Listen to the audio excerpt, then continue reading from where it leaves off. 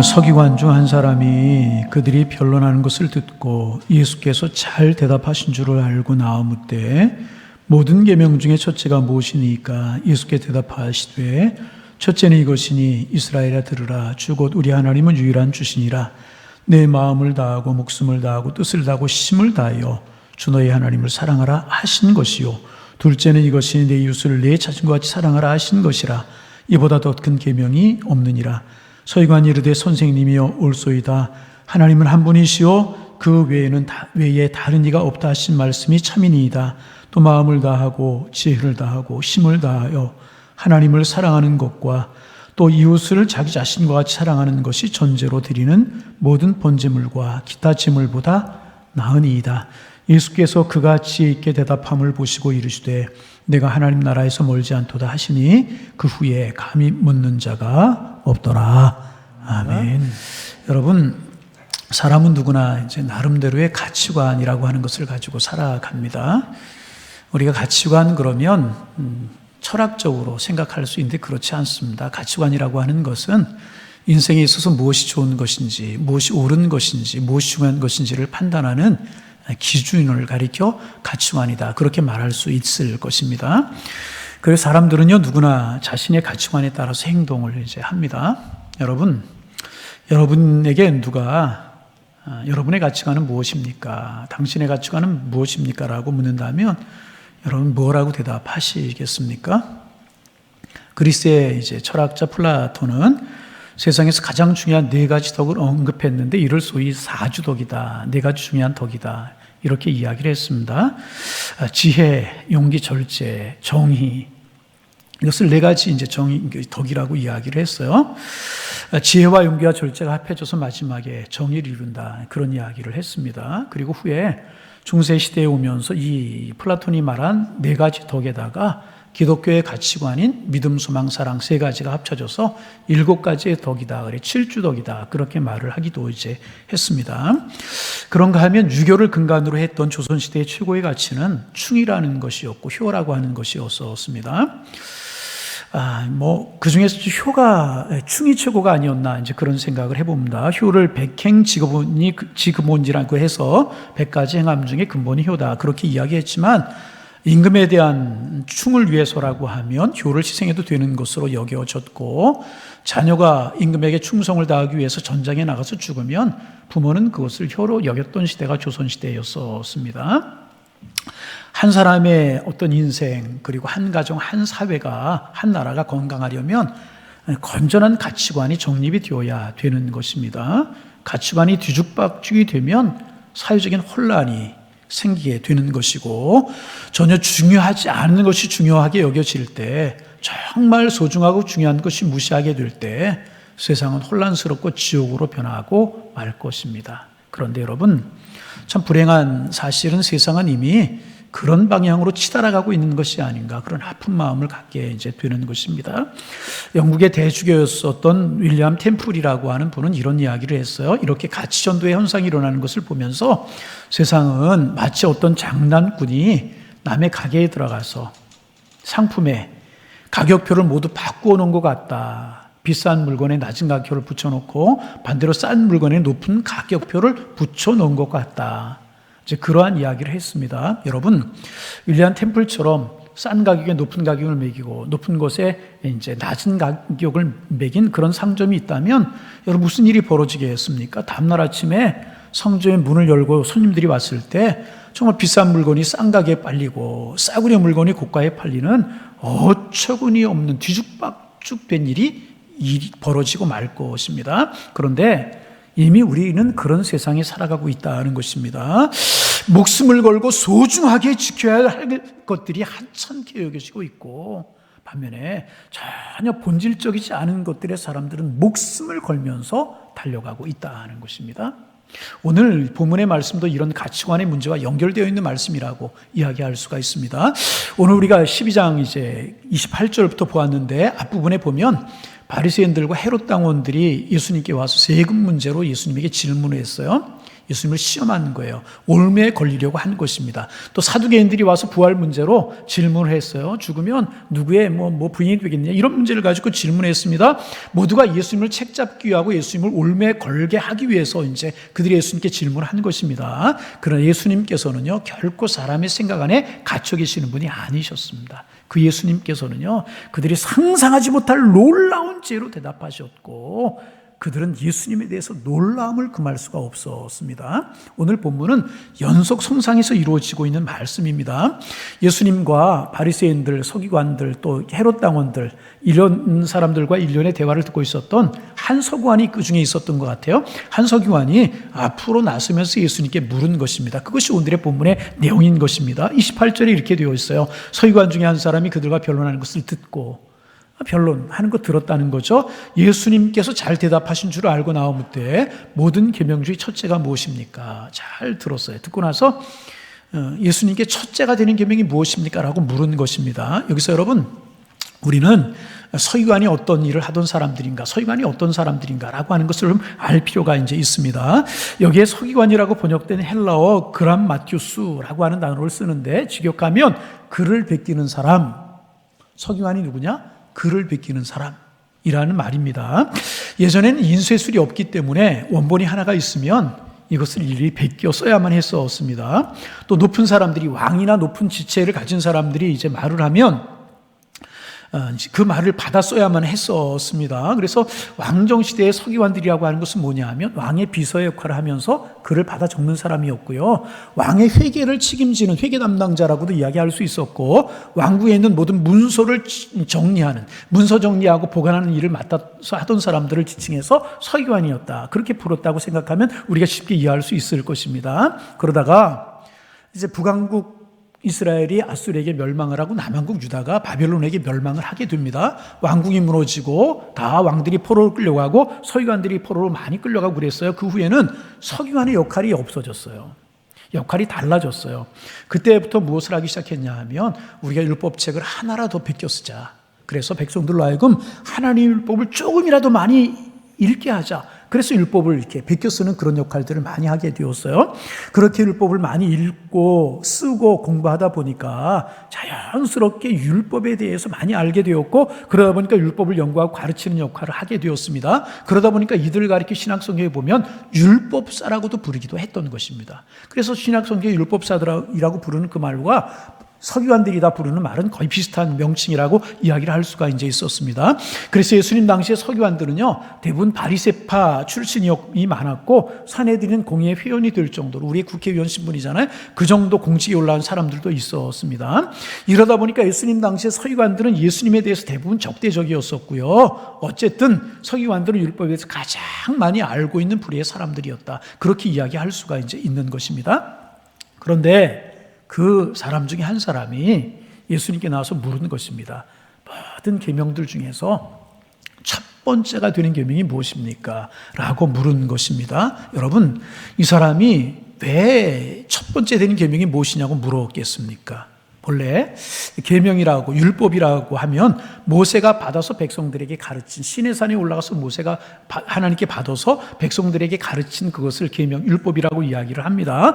그리고 이 모세 율법을 지칭할 때 신약 성경에서는 헬라어 단어로 노모스라고 하는 단어를 사용을 이제 했습니다. 조금 복잡한 말이지만 저런 노모스라고 하는 말을 썼는데, 오늘 이제 28절에 모든 계명이라고 이해할 때 그 모든 계명 중에서 어떤 계명이 첫째 되는 계명입니까? 라고 물었을 때 이 계명이라고 하는 단어는 노모스라고 하는 말을 쓰지 않고 엔톨레라고 하는 단어를 쓰고 이제 있습니다.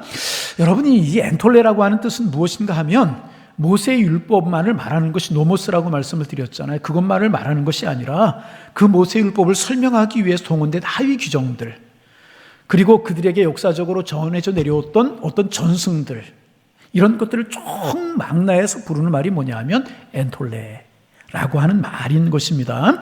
우리가 잘 알고 있잖아요. 예수님 당시 유대인들은 토라라고 해서 기록된 율법을 가지고 있었고, 미슈나라고 해서 기록되지 않았지만 전승으로 전해려오는 그런 규례들을 가지고 있었어요. 그런가 하면 613가지나 되는 계명들을 그들은 가지고 있었습니다. 그 중에서 248개의 계명은 사람이 해야 되는 적극적인 계명이라고. 사람의 신체가 248가지로 구성이 되어 있어서 그 248가지는 적극적으로 행해야 되는 계명이라고 그들은 생각을 했고, 나머지 365개의 계명은 1년 365일 동안 매일매일 삼가라, 조심해라, 소극적인 금령들, 그런 것이었습니다.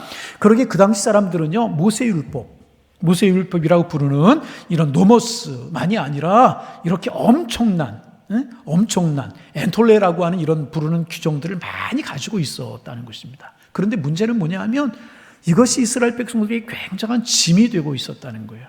또 하나의 문제가 뭐냐 하면 이 많은 계명들이 종종 서로 상충되는 경우가, 충돌하는 경우가 있었다는 것입니다. 이 계명을 지키자니 이 계명에 걸림돌이 되고, 이 계명을 지키자니 이 계명이 손해가 되는. 그래서 이 어떤 계명이 중요한 것인지를 두고 서기관들 사이에, 율법학자들 사이에 늘 심각한 논쟁이 벌어져 왔었다는 것입니다.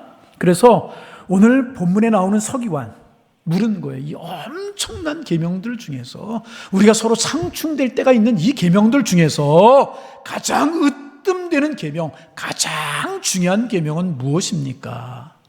라고 예수님께 이 사람이 물은 것이라는 것입니다. 그러니까 예수님께서 얼마나 계명들에 깊이 통찰하고 계신지를 시험해 보고자 하는 그런 마음이 다분히 그 속에 깔려져 있었다는 것입니다.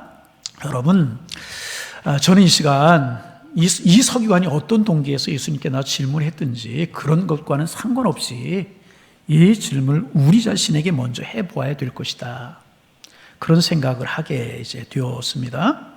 그래서 여러분들에게 제가 물으려고 합니다. 여러분에게는 모든 것들 중에서 첫째가 무엇입니까? 여러분의 인생에 있어서 여러분은 무엇을 가장 소중하게 여기며 살아가고 계십니까? 우리의 모든 것을 걸어도 조금도 아깝지 않을 최고의 가치는 여러분들에게서 무엇입니까? 여러분, 이 질문에 대한 대답에 따라 우리가 어떤 사람인가가 결정이 되는 것이고요, 이 질문에 대한 대답에 따라 우리의 믿음의 색깔이 드러나고 우리의 인생이 판걸음이 나게 될 것입니다. 여러분, 그런 거예요? 그러면 이 서기관의 질문에 예수님의 대답이 무엇이었습니까? 29절 30절입니다. 여러분, 화면을 보시면 되겠습니다. 예수께 대답하시되 첫째는 이것이니 이스라엘 들으라. 주 우리 하나님은 유일하신 주시라. 내 마음을 다하고 목숨을 다하고 뜻을 다하고 힘을 다하여 주 너희 하나님을 사랑하라 하신 것이요. 그랬어요. 들으라. 하나님 유일한 주시다. 그 주님을 마음을 다하고 목숨을 다하고 뜻을 다하여 힘을 다하여 사랑하라. 그렇게 예수님 말씀하셨어요. 그런데 이 말씀은요, 구약 성경에 있는 말씀입니다. 신명기 6장 4절에서 5절에 나오는 말씀인데, 이스라엘 백성들이 쇠마, 들으라 라고 하는 부르는 말씀으로요, 굉장히 중요하게 여기는 말씀인데 예수님께서 이 말씀을 인용하셨어요. 또 31절, 둘째는 이것이니 내 이웃을 내 자신과 같이 사랑하라는 것이라. 이보다 더 큰 계명이 없느니라. 주님이 그렇게 말씀하셨는데요, 이 말씀도 구약 레위기 19장 18절에 있는 말씀을 인용하신 것입니다. 레위기 19장에 보면 이렇게 되어 있어요. 원수를 갚지 말며 동포를 원망하지 말 것이며 내 이웃 사랑하기를 내 자신과 같이 사랑하라. 나는 여호와니라. 예수님께서 구약의 말씀을 인용하셔서 하나님을 사랑하고 이웃을 사랑하라, 이렇게 말씀을 이제 하셨습니다. 예수님께서는 구약 성경에 기록된 모세가 전해준 모든 율법들, 그리고 그 율법을 설명하는 하위 규정들, 그리고 역사 속에서 만들어진 수많은 전상들을 포함해서 유대인들이 계명이라고 생각하는 그 모든 것들 중에서 가장 중요한 것이 무엇이냐라고 묻는 이 서기관을 향하여서 두 가지로 요약하셨습니다. 하나는 하나님을 사랑하는 것이다. 다른 하나는 이웃을 사랑하는 것이다. 한마디로 이야기하면 사랑이다. 그렇게 요약을 하셨다. 완벽했어요. 그리고 예수님은 간단하고 명료했지만 아주 완벽한 대답이셨습니다. 여러분, 여기서 좀 우리가 생각해 볼 문제가 있어요. 예수님의 대답이 완벽하다고 우리가 이야기하는 이유가 무엇입니까? 사랑에 초점이 맞췄기 때문에 그렇습니까? 그렇게 생각할 수도 있어요. 왜냐하면 사랑장으로 유명한 고린도서 13장 13절에 보면 믿음, 소망, 사랑, 이 세 가지가 있을 것인데 그 중에 제일이 뭐라고요? 사랑이다. 그러기에 계명들 중에서 첫째 되는 계명을 사랑으로 요약하신 것 정말 멋진 대답이다, 그런 생각이 들 수가 있습니다. 그런데 여러분, 예수님의 대답을 완벽했다고 이야기하는 이유는 단순히 사랑에만 초점이 맞춰졌기 때문에 그런 것은 아닌 것입니다. 그것보다 훨씬 더 중요한 이유가 있습니다. 그것은 예수님께서요, 그 사랑의 대상을 잘 말씀하셨기 때문에 그런 것입니다. 사랑의 대상을요, 잘 말씀하셨어요. 여러분, 사랑이라고 다 고귀한 것 아니잖아요. 사랑은요, 베풀어지는 대상에 의해서 완성이 되는 것입니다. 아무리 뜨거운 사랑, 아무리 간절한 사랑, 아무리 열렬한 사랑이라도요, 그 대상이 잘못되면 그 사랑은 삐뚤어지게 되는 것입니다. 예를 들어 봅니다. 신하가 임금을 사랑해요. 신하가 임금을 사랑할 때 그 사랑은 충으로 완성이 되게 되는 거예요. 그런데 만약에 신하가 임금이 아닌 다른 주인을, 주군을 사랑한다면 그 사랑은 영모라는 추악한 모습으로 바뀌게 되는 것입니다. 여러분, 아내의 사랑도 마찬가지고 남편의 사랑도 마찬가지잖아요. 아내가 남편을 사랑해요. 그렇잖아요. 남편에게 어려운 일이 있고 힘든 일이 있어도 그 남편을 끝까지 사랑해요. 그러면 그 사랑은 지고지순한 아름다운 사랑이 될 것이라. 그런데 만약 아내가 다른 남자를 사랑하면 그것은 불륜이라고 하는 오명을 가지게 되는 거예요. 남편이 아내 아닌 다른 사람을 사랑하게 되면 불륜이라고 하는 오명을 가지게 되는 것입니다. 결국 중요한 것은 사랑하되 누구를 사랑하느냐, 무엇을 사랑하느냐 하는 것이 중요하다는 것입니다. 예수님의 대답이 완벽했다라고 우리가 이야기하는 이유는 단지 사랑을 말씀하셨기 때문이 아니라 그 사랑의 대상이 하나님이고 그 하나님을 사랑하라고 말씀하셨기 때문에 예수님의 대답이 완벽했다는 것입니다. 그러면 하나님은 어떤 분이세요? 도대체 왜 우리가 그 하나님을 사랑해야 되는 것입니까? 왜 하나님을 사랑하는 것이 모든 계명 중에서 최고의 계명이 되는 것입니까? 하나님 도대체 어떤 분이시기에 그분을 사랑하는 것이 이처럼 중요한 일이 되는 것입니까? 그분은요, 유일한 분이시기 때문에 그래요. 우주 만물의 창조자가 되시고 우리 인생의 주인이시기 때문에 그렇고 우리의 생사복을 주관하시는 살아계신 하나님이시기 때문에 그렇다는 29절 보겠습니다. 예수께 대답하시되 첫째는 이것인 이스라엘들아 주 곧 우리 하나님은 유일한 주시라. 우리의 주님은 어떤 분이세요? 유일한 주시라는 거예요. 세상에 많은 사람들이요, 다른 신들을 섬기는 사람들이 있어요. 늘 말씀드리지만 사람이 만든 신이 참신이겠습니까? 사람이 만든 신이 어떻게 참신이 되겠습니까? 사람을 만드신 우주 만물을 창조하신 분이 참신이 아니시겠습니까? 그분이 하나님이시고 그분은 유일하신 살아계신 하나님이시라는 것입니다. 그러기에 그분을 사랑하라고 말씀하고 계시는 것입니다. 여러분, 올해 생격을 몇천 년 전으로 거슬러 올라가서 신명기 6장에 있는 말씀, 모세가 이스라엘 백성들에게 주신 말씀을 예수님이 인용하셨다고 그랬잖아요. 모세가 이 말씀을 할 때 이스라엘 백성들의 마음속에 떠오르는 하나님이 어떤 하나님이셨겠어요? 이제 이스라엘 백성들이 광야 생활 끝나고 모압 평지에 앉아 있어요. 흰머리가 성성해서 백발을 나뉘면서 모세가 이스라엘 백성들에게 이야기하고 있는 거예요. 하나님은 유일한 주님이시다. 그 하나님을 마음과 뜻과 성품을 다해 사랑하라. 모세가 힘을 주어서 이스라엘 백성들이 마지막으로 설교를 하고 있습니다. 여러분, 그때 모세의 말씀을 듣는 이스라엘 백성들의 가슴에 떠오르는 하나님은 어떤 분이셨습니까? 아니, 모세에게 그 하나님은 어떤 분이셨어요? 망명자가 되어서 가나안 먼지 풀풀 날리는 그 광야에서 사람들에게 다 잊혀져 가고 있었던 그 모세, 하나님이 꺼지지 않는 떨기나무 가운데 찾아오셨어요. 사명을 주시고 애굽으로 가게 하셨어요. 백성들을 인도하게 하셨어요. 늘 40년 동안 동행하시고 반석에서 물이 터져 물이 나오게 하시고 홍해를 간다게 하시고 만나 맺히러 오고 먹이게 하셨던 그 하나님이 모세 하나님이셨다는 것입니다. 그러면 이 모세 이야기를 듣고 있을 때 이스라엘 백성들 가슴에 떠오르는 하나님은 어떤 분이셨습니까? 그분은요, 구원자이셨어요. 애굽의 노예 생활, 모진 노예 생활 가운데 그들이 인도하신 구원자이셨습니다. 그분은 인도자여 보호자여 공급자이셨습니다. 하나님께서는 홍해를 가르게 하셨고 만나 메추라기를 먹이셨으며 마라의 스물을 단물로 변화시키셨으며 구름 기둥과 불 기둥으로 그들을 인도하신 분이셨습니다. 이스라엘 백성들이 인도자였고 보호자였고 공급자이셨다는 것입니다. 그뿐입니까? 하나님이야말로 그들의 미래이셨습니다. 그들에게 가나안 땅을 주실 분, 그들을 영원히 인도하실 분이 하나님이셨습니다. 이 하나님은 다른 존재로 대체될 수 있는 분이 아니셨습니다. 그분이 하면 안 되는 것이었다는. 그들의 조상인 아브라함과 이삭과 야곱의 하나님, 편팔과 강한 손으로 건져내시고 홍해를 넘게 하시고 아말렉을 물리치게 하시고 고된 광야길을 통과하는 동안 지키시고 보하셨던 그 하나님, 이스라엘 백성을 어찌 잊을 수 있겠습니까? 그 은혜와 사랑을 어떻게 잊을 수가 있었겠습니까? 모세가 이스라엘 백성들이 그 하나님을 마음과 뜻과 성품을 다해 사랑하라고 말씀하셨을 때 그 대상이 바로 그 하나님이셨다는 것, 구원자 되시고 인도자 되시고 보호자 되시고 공급자 되시는 미래가 되시는 하나님이었다는 것입니다. 그런데 만약 모세가 그 하나님 아닌 다른 존재를 사랑하라고 했다면 이것은 여러분 심각한 문제가 되는 것 아니었겠습니까? 그래서 모세가 백성들에게 그 하나님을 사랑하라고 이야기할 때 백성들은 그렇지, 그 하나님 우리가 마음을 다하고 뜻을 다하여 성품을 다해 사랑해야지.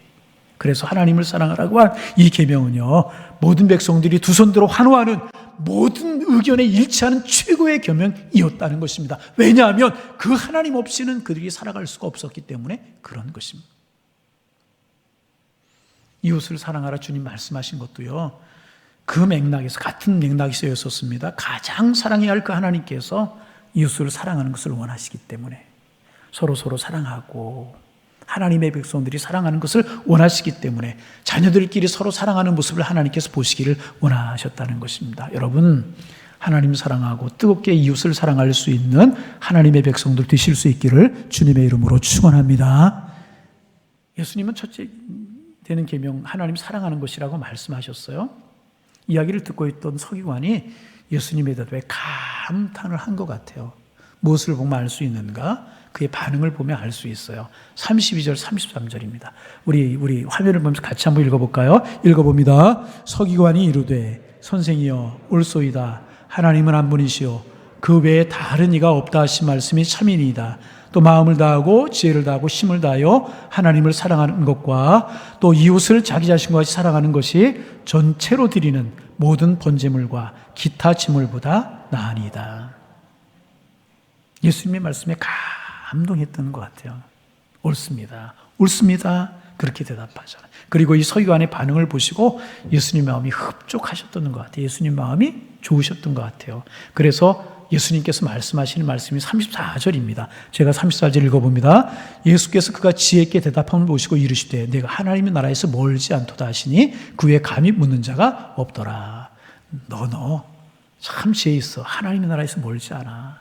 구원에서 멀지 않다. 그런 이야기. 예수님 드물게 칭찬하신 사람 중에 한 사람이었습니다. 여러분, 여기서 우리는 우리 이야기를 이제 해볼 차례가 이제 되었습니다. 말씀드린 것처럼 모세가 이스라엘 백성들이 하나님을 사랑하라 이렇게 이야기할 때 온 이스라엘 마음에 이 계명이 최고였었습니다.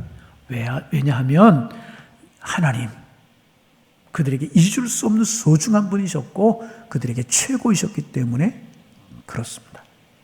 그렇다면 여러분, 지금 여러분에게, 저에게, 우리 모두에게 그 하나님은 어떤 분이십니까? 여러분에게 지금 그 하나님이 최고이십니까?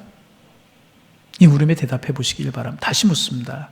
여러분에게 하나님이 최고이십니까? 하나님을 사랑하라. 이 계명이 첫째 되는 계명이 이것이니 하나님 사랑하라. 이 계명이 여러분에게 최고로 여겨지고 계십니까?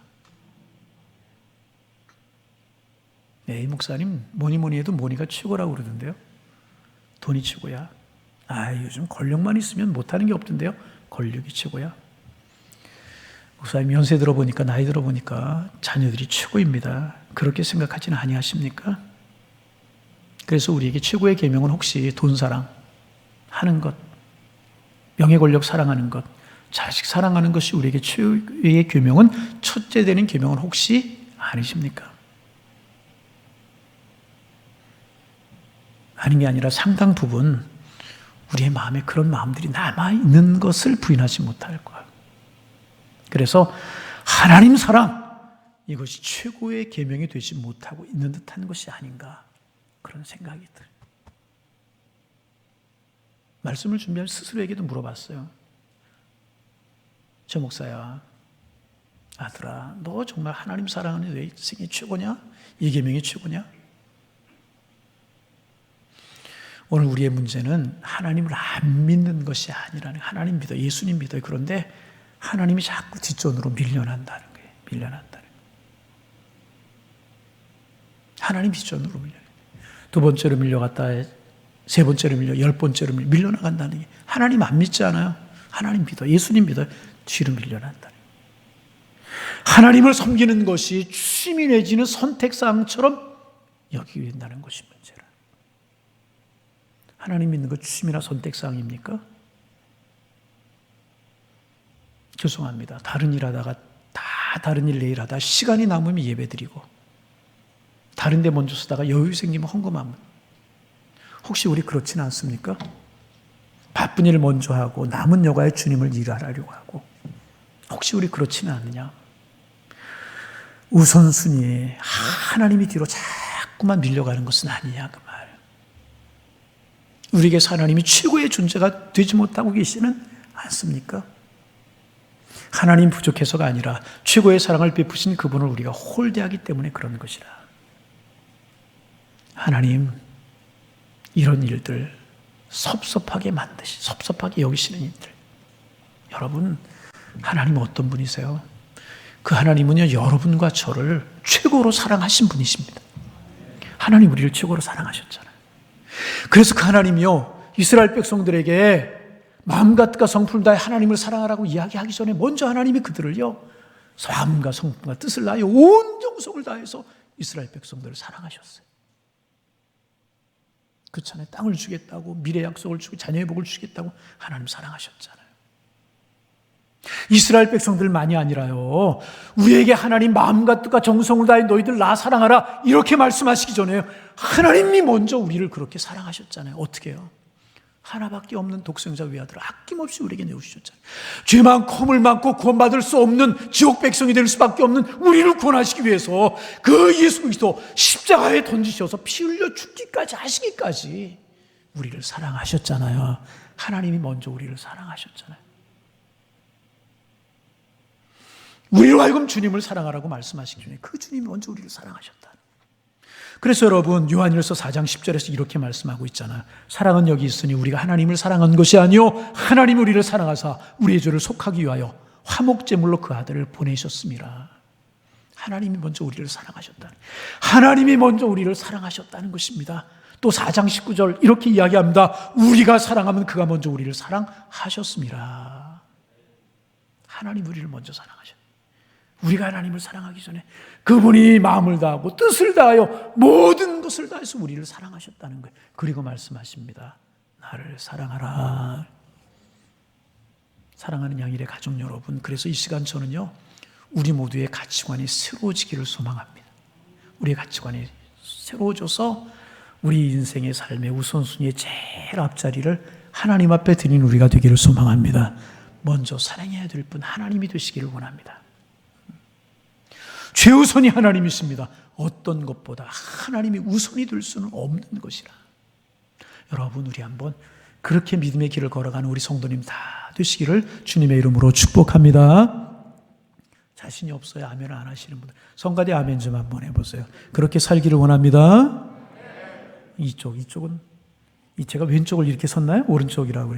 그렇게 살기를 원합니다. 예, 우리 그렇게 살 수 있어요. 그럼 하나님 우리를 책임져 주신다. 우리 교회가 21년 됐잖아요.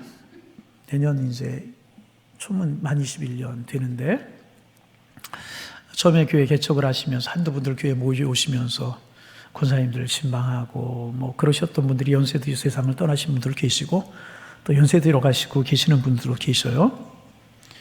또 이제 그런 분들 아니더라도 가까이 계시는 분들을 보면서 나이가 들수록 약해지시는 분들을 봅니다.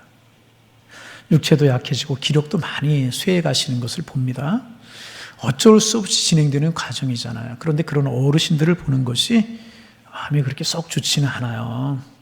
좀 안타까움은 있어요. 그러나 그것을 우리가 거역할 수 있는 일은 아니잖아요. 만약 더 연세가 드시고 더 건강이 악화되어서 그러면 안 되겠지만, 자녀들도 알아보지 못하시고 목사인 저도 몰라보고 성도님도 알아보지 못할지도 모르지 않을까, 그런 생각이 들 때가 있어요. 그렇게 되면 얼마나 슬플까, 그런 생각 해보았어요. 그러면 전 무슨 생각했는 줄 아십니까? 이런 기도가 돼요. 주님, 그분들이 저분들이 나에 가까이 있고 멀리 있는 그분들이 아무리 약해져서 약해지더라도 자녀들이 잊지 않고 목사인 저를 잊지 않고 성도를 잊지 않게 해주세요. 이렇게 기도하고 싶은 생각이 별로 없어요. 그 대신에 제가 기도하고 싶은 기도가 있어요. 뭔 줄 아십니까?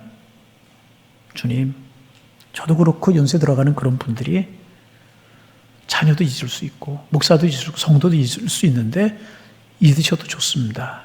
그런데 저분들의 기억 속에서 절대로 부디 주님만은 잊혀지지 않게 하여 주옵소서. 이런 기도하고 싶어요. 제가 어제 마음 아픈 소식 하나 들었거든요. 교학교, 중학교 때 선생님이었던 선생님이신데 지금까지도 저를 위해 기도해 주고 계셔요. 문자가 왔어요. 남은 날이 30일, 40일이랍니다. 깜짝 놀라서 제가 미국에 전화를 했어요. 병원에 전화를 받으시는데 갑자기 췌장암이 와가지고 의사가 진단하기를 30일, 40일이에요. 그분을 향해서도 제가 기도하면 마찬가지예요. 제가 그분의 기억 속에서 투병하다가 잊혀질 수 있지만 주님, 선생님 마음속에 주님은 절대로 잊혀지지 않게 하여 주옵소서. 이런 기도. 왜? 주님이 가장 소중하기. 세상의 모든 것 다 잊고 다 놓칠지라도 주님만은 잊지 않고 주님만은 놓치지 않게 하여 주옵소서. 이런 기도 하고 싶어요. 자녀와 주님, 명예와 주님, 물질과 주님, 목사 주님, 교인들과 주님, 둘 중에서 하나를 선택해야 된다면 당연히 주님을 선택하기를 원합니다. 왜 그렇습니까? 그분들을, 우리를 천국으로 인도할 분, 자녀들이 아니고 물질이 아니고 다른 사람이 아니고 우리 주님이시기 때문에 그런 것이라. 여러분, 주님만이 우리의 구원자이신 줄로 믿습니다. 그러므로 자녀들보다 물질보다 다른 어떤 사람보다 다른 무엇보다 소중하게 여기고 사랑해야 될 분은 우리 주님이시라는 것입니다. 마지막까지 사랑하고 최고로 사랑해야 될 분, 재물보다 권력보다 심지어 가족보다 더 사랑해야 될 분은 주님이시라는 거예요. 여러분, 가족들 어려운 일을 당할 때 다 해주고 싶지만 그렇지 못할 때가 있잖아요. 주님은 끝까지 우리를 책임져 주신다. 오늘 본문에서 서기관의 질문 중에 첫째 되는 계명이 무엇입니까? 라고 말할 때 첫째라고 하는 이 헬라어 단어는 프로토스라고 하는 단어입니다. 프로토스. 오늘 좀 헬라어 많이 사용해 죄송해요. 이해를 돕기 위해서. 프로토스라고 하는 단어인데 이 단어가 의미하는 것은요, 순서에 있어서 가장 빠른 것. 다시 말하면 1번을 이야기하는 거예요. 2번, 3번이 아니라 1번. 순서에서 가장 빠른 것. 소중함이 있어 세상 다른 어떤 것 다 주어도 그 하나 바꾸지 않을 것. 그게 첫째라고 하는 프로토스라고 하는. 중요성에 있어서 그것을 빼고 나머지를 논할 수 없는 본질적인 것. 그 첫째라는 것입니다. 프로토스를 위해서라면 나머지를 다 던져버리고 뛰어갈 수 있는 것. 그것이 첫째. 프로토스라고 하는 말이라는. 그러면서 생각이 났어요. 초등학교 5학년 때라고 제가 생생하게 기억이 납니다. 그때나 지금이나 운동을 좋아해가지고 지금도 가끔 다치지만 운동 안 하다 보니까 또 다쳐요. 초등학교 때 놀다가 다리를 다쳐서 쩔뚝쩔뚝거리고 집으로 달려갔어요. 집으로 쩔뚝거리고 달려가지는 못하죠. 갔어요. 어머님이 아마 가을 성탄절 그거 좀 못때인 것 같아요. 메주를 쓰고 계셨어요. 콩으로. 팥으로가 아니고 뭐로? 콩으로 메주를 쓰고. 많이 바쁘셨어요. 근데 제가 쩔뚝거리고 들어오면서 보시더니 다 던져버리셨어요. 등에 저를 업고 병원으로 달려가셨어요. 병원으로 뛰어갈 때 어머님의 마음에는요, 메주 콩 따위는 한중에도 없었어요. 그 순간 어머님의 마음속에 최고는 저였다는 거예요. 저보다 소중한 건 그 순간에 없었습니다. 어찌 콩이고 어찌 메주뿐이겠습니까? 어머니는 콩보다 억만 배가 귀한 것이 있다고 할지라도 던져버리고 제게 달려오셨을 거예요. 틀림이 없어요. 손에 잡은 거 다 던져버리고 제게 달려오심으로 어머니가 저를 사랑하시는 사랑을 증명하셨을 것이라. 여러분, 그렇죠. 그 순간에 어머니가 손에 든 콩, 메주, 저 사이에서 갈팡질팡 하셨다면, 저보다 손에 든 것을 먼저 선택하셨다면 어머님다운 증명을 없었을 것이라. 다 버리고 제게 달려오셨어요. 여러분, 그렇다면 우리가 그리스도인이라고 하는 것, 그리스도인 다움이라고 하는 것 어떻게 증명이 될 수 있겠습니까? 우리가 주님 사랑하는 것 무엇으로 증명이 될 수 있게? 우리 손에 준 것이 아무리 소중한 것이라 하더라도 주님을 위해서 던져버릴 때 우리는 그리스도인다운 그리스도인이 되는 것이 아니겠습니까? 우리가 주님을 사랑하는 것이 아니겠습니까? 뭐 주님, 주님 말씀, 주님, 그러면서 벌떡 일어나서 하던 일을 던져버리고 주님을 향하여 달려갈 수 있는 것, 이것이 신앙인 아니겠느냐. 사도 바울이 그런 삶을 사셨잖아요. 주님을 위해서 문벌도 학식도 다 버렸어요. 배설물처럼 내려놓았어요. 복음서에 보면 밭에 보화가 묻혀있는 것을 아는 사람이 그 보화를 얻기 위해서 재산을 팔아 다 밭을 샀다는 예수님의 비유처럼, 우리는 주님이라고 하는, 예수님이라고 하는, 우리를 너무너무나 사랑하는 주님이라고 하는 그 보배를 얻기 위해서 다른 것 다 놓을 수 있는 용기를 가져야 될 것이라. 주님이 우리의 프로토스, 첫 번째가 되어야 된다. 아멘. 분위기가 아주 잔잔합니다. 예. 주님 우리의 프로토스가 되어야 할 줄로 믿습니다. 첫 번째가 되어야 된다. 그래서 놓을 거 놓을 줄도 알고, 버릴 거 버릴 줄도 알고, 주님을 위해서, 주님을 위한 것이라면 오 주님, 그리고 일어서서 달려갈 수 있는 그런 믿음 우리에게 있어요. 하나님께서 우리에게 이런 믿음 주시기를 소망합니다. 그래서 주님 우리의 전부이십니다. 주님 우리의 전부이십니다. 이런 고백하며 살아가는 하나님의 사람들 다 되셔서 주와 동행하시고 주신 은혜 가운데 거하시는, 감사함으로 살아가는 우리 모두 다 되실 수 있기를 주님의 이름으로 축원합니다. 축원합니다. 주님에게 우리가 전부였는데 우리는 얼마나 주님을 전부로 삼고 일본으로 삼고 살아가는지요.